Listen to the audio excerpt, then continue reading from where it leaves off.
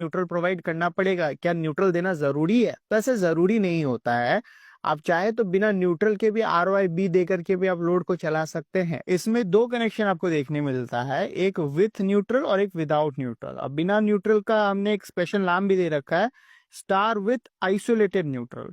But यहाँ पे एक दिक्कत है, अगर आपका लोड जो आपने कनेक्ट कर रखा है वो अनबैलेंस लोड है, तो वहां पे आपको ऑसिलेटिंग न्यूट्रल का समस्या देखने मिल सकता है। अब ऑसिलेटिंग न्यूट्रल क्या है, इसके ऊपर हमने ऑलरेडी बात कर रखा है। सरल भाषा में ऐसा समझिए कि हर वाइंडिंग के अक्रॉस जो है वोल्टेज फ्लक्चुएशन देखने मिलेगा, बढ़ रहा घट रहा होगा वोल्ट। इसलिए हमेशा रिकमेंडेड होता है कि अगर आप स्टार कनेक्शन यूज कर रहे हैं तो आप न्यूट्रल के साथ यूज करें। अब इसी से कनेक्टेड हमारा नेक्स्ट पॉइंट है, क्योंकि यहाँ पे आपने देखा कि यहाँ पर हम 4 वायर यूज कर रहे होते हैं, 3 फेज वायर और एक न्यूट्रल वायर स्टार कनेक्शन में, और डेल्टा में 3 फेज वायर यूज हो रहा होता है।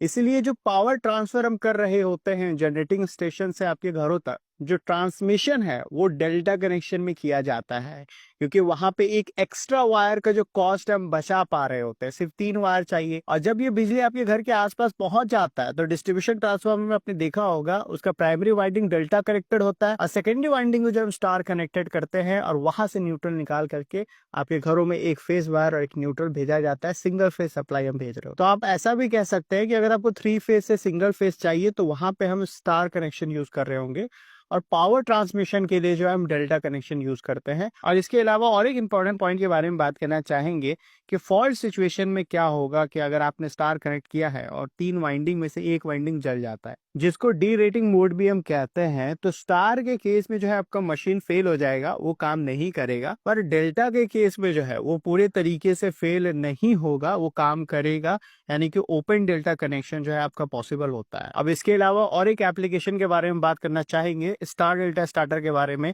जैसा कि आपको पता होगा, मोटर स्टार्ट होते वक्त ज्यादा करंट खींच रहा होता है, और उस हाई स्टार्टिंग करंट को लिमिट करने के लिए मोटर में स्टार्टर यूज कर रहे हो। तो ये स्टार डेल्टा स्टार्टर कैसे करंट को कम करता है, तो यहाँ पर हम करते क्या है कि मोटर को स्टार्टिंग में हम स्टार में करंट करते हैं, और जैसे ही मोटर स्टार्ट हो जाता है फिर से हम उसको डेल्टा में कनेक्ट कर देते हैं। और जैसा कि हमने समझा कि स्टार में जब वो कनेक्ट होता है तो हर वाइंडिंग के अक्रॉस जो वोल्टेज है उसको हम कम कर पाते हैं। जो फेज वोल्टेज होता है वो कम होता है आपके लाइन के कंपैरिजन में। तो अगर हर वाइंडिंग के अक्रॉस जो वोल्टेज है, जो करंट को फ्लो करवा रहा है, उसको ही अगर आप कम कर दिए तो वाइंडिंग से फ्लो होने वाला जो करंट है वो भी कम हो जाएगा। और जैसे ही मोटर स्टार्ट हो जाता है फिर हम उसको डेल्टा में कनेक्ट कर देते हैं ताकि वो अपना फुल पोटेंशियल में चल सके। अब और डिटेल में अगर जानना है कि स्टार डेल्टा स्टार्टर किस तरीके से काम करता है, हमने एग्जाम्पल कैलकुलेशन की मदद से पूरा एक्सप्लेन किया है, तो यहाँ पे क्लिक करके आप देख सकते हैं।